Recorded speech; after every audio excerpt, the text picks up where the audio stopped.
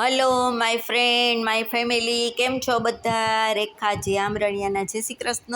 અને આપણો ધ્વજવંદનના દર્શન કરી અને આપણે આગળ વધીએ છીએ. તો અમે રસ્તામાં છીએ, વડોદરાથી આવતા હતા ત્યારના. તો હવે નક્કી કર્યું કે ચોટીલા જઈએ, તો ચોટીલા પહોંચી ગયા છે. અને ચાલો તમને પણ ચામુંડા માતાના દર્શન કરાવીએ ચોટીલા. તો ચોટીલા અમે જઈએ છીએ એટલે સાથે તમને પણ લેતા જાય. અને ખાસ વાત એ કે અમે 11 પગથિયાં ચડી અને ઉતરી જવાના છે. હું બહુ ઉપર ચડી શકતી નથી, તો ચોટીલા અમે 11 પગથિયાં ચડી, ત્યાં ભગવાનને માતાજીને દર્શન કરી, પગે લાગી અને અહીંયા ચાંદલો કરી અને અમે ઉતરી જવાના હતા. દીપને કીધું તો દીપે પણ ના પાડી કે ના મમ્મી તું નથી ચડતી, તો મારે પણ નથી ચડવું. એટલે બસ જો અમે 11 પગથિયાં અહીં સુધી ચડી, બેસી અને માતાજીને પ્રાર્થના કરી, પગે લાગી અને નીચેના મંદિરમાં અમે પ્રસાદ ધરાવ્યો, શ્રીફળ વધાર્યું અને નીચે જ દર્શન કરી લીધા અને પછી બજારમાં ફર્યા. તો બધું જ તમારી સાથે અમે શેર કરીએ છીએ. આ વિડીયો ગમે તો ચોક્કસથી જય ચામુંડામાં કમેન્ટમાં લખજો, પ્લીઝ ભૂલતા નહીં. ખાસ કરીને લાઈક, શેર અને સબસ્ક્રાઈબ જરૂરથી કરજો. જય માતાજી લખજો.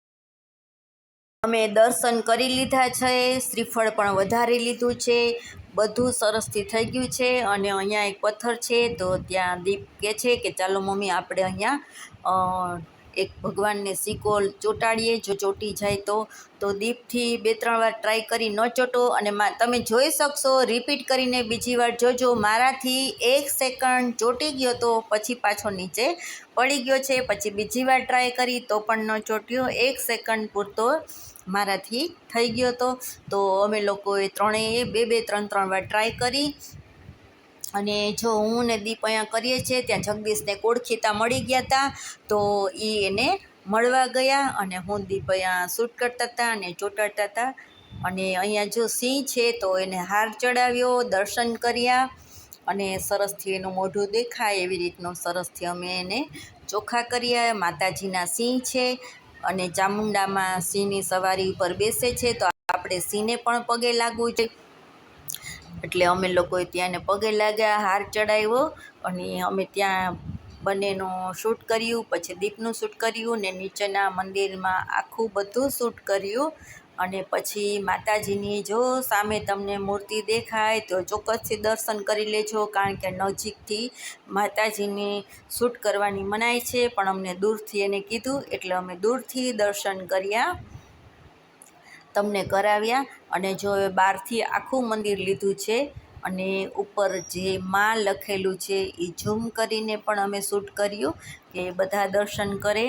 અને બસ બધું મંદિરનું પતી ગયું. અહીંયા અમે ઠંડુ પીધું અને હવે હું અને દીપ બંને ચક્કર મારતા જાય છે બજારમાં.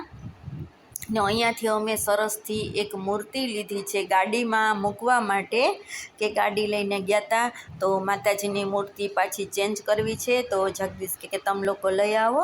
તો અમે ત્યાં મૂર્તિ લીધી ભાઈ પાસેથી અને અહીંયા માતાજીના ધામમાં આવ્યા છે. તો અહીંયા જે જૂની મૂર્તિ છે એ અહીંયા જ મૂકી દેશું અને નવી મૂર્તિ અમે આજે લીધી છે એ ગાડીમાં ફિટ કરી દેશું. અને બપોરનો ટાઈમ હતો તડકાનો, તો બહુ કાંઈ પબ્લિક પણ નહોતી, તો બહુ જ સરસ દર્શન થઈ ગયા. અને બસ જો બજારમાં ચાલતા ચાલતા જાય છે હું ને દીપ. અને જગદીશ ગાડી પાર્ક કરી હતી, તો એ કે હું આગળ તમને ભેગો થઈ જાઉં છું, તો ગાડી લઈને આગળ આવશે. અને બસ જો અમે હવે અહીંયા બધી દુકાન તમને બતાવીએ છીએ. જોકે બધાએ ચોટીલા તો લગભગ જોયેલું જ હોય, પણ હું ગઈ હતી તો મને એમ થયું કે ચાલો મારા ફ્રેન્ડને પણ હું બતાવું. અને બસ હવે અમે ને દીપને બધા અહીંયા હોટલમાં આવી ગયા છીએ.